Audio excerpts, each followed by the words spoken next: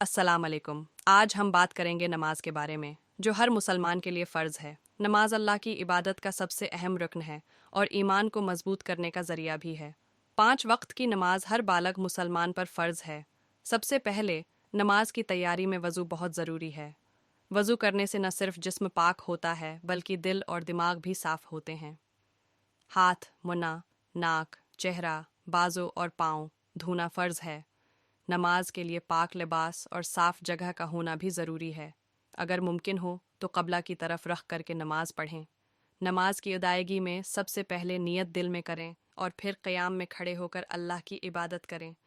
कुरान की तलावत करें, रुकुआ और सजदा करें और दुआ करें। हर हरकत और अल्फाज के साथ दिल की खुशुआ ज़रूरी है।